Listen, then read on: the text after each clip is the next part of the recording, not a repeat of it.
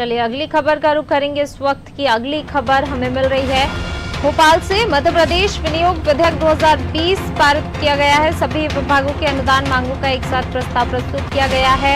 संसदीय कार्य मंत्री ने प्रस्ताव प्रस्तुत किया है। भोपाल से खबर बता रहे हैं, मध्य प्रदेश विनियोग विधेयक 2020 पारित हुआ है। सभी विभागों के अनुदान मांगों का एक साथ प्रस्ताव प्रस्तुत किया गया है।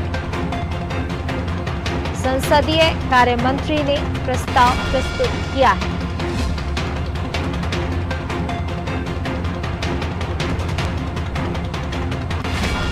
भोपाल से खबर, मध्य प्रदेश विनियोग विधेयक 2020 पारित, सभी विभागों के अनुदान मांगों का एक साथ प्रस्ताव प्रस्तुत किया। संसदीय कार्य मंत्री ने ये प्रस्ताव प्रस्तुत किया है।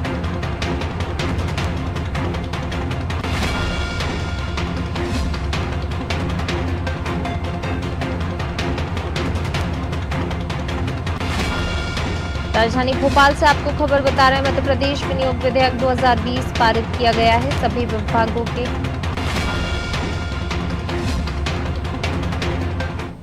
और इसी खबर पर ज्यादा जानकारी के साथ हमारे विशेष संवाददाता वैभव गुप्ता जी हमारे साथ जुड़ गए हैं। वैभव जी, मध्य प्रदेश विनियोग विधेयक 2020 पारित किया गया है, क्या कुछ जानकारी?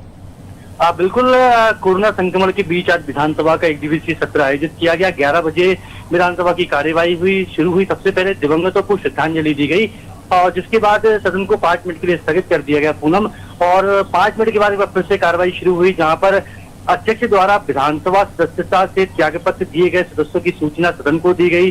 तो उसके बाद विनियोग विधेयक सदन में प्रस्तुत किया गया और संसदीय कार्य मंत्री नरोत्तम मिश्रा ने समस्त विभागों अनुदानों मांगों को एक साथ प्रस्ताव को प्रस्तुत किया। हालांकि गोविंद सिंह जो कि मुख्य सचेतक हैं कांग्रेस विधायक दल के, इसके साथ ही नेता प्रतिपक्ष कमलनाथ ने इन सभी पर चर्चा कराने का अनुरोध किया था, लेकिन संसदीय कार्य मंत्री नरोत्तम मिश्रा ने कहा कि सर्वदलीय बैठक में इन सब बिंदुओं पर चर्चा हो चुकी, इसलिए किसी भी आपत्ति पर विचार न करते हुए अनुदान की जो मांगे हैं वो पारित कर दी गई। वित्त विधेयक 2020 पारित हो चुका है। मध्य प्रदेश वैट संशोधन विधेयक भी पारित हो चुका है। इसके साथ ही मध्य प्रदेश माल एवं सेवा कर संशोधन विधेयक पारित हो गया। हालांकि इस बीच विपक्ष के द्वारा कोरोना मुद्दे को लेकर मुद्दा उठाया गया और कुछ देर के लिए भी हंगामा चल ही रहा है पूनम। तो बेहद महत्वपूर्ण है कि 14 विधेयक आने से 14 में से 10 विधेयकों को हटा लिया गया। कार्यसूची जो कि संशोधित कार्यसूची रात में फिर से जारी की गई थी, केवल 4 ही विधेयक आज प्रस्तुत किए जाने थे, तो 4 ही विधेयक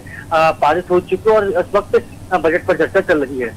जी वैभव जी, और वहीं जिस तरीके से बैठक व्यवस्था किस प्रकार की विधानसभा में रही, क्योंकि कोरोना काल को देखते हुए तमाम जो इंतजाम किए गए थे, किस प्रकार के इंतजाम रहे वहां पर?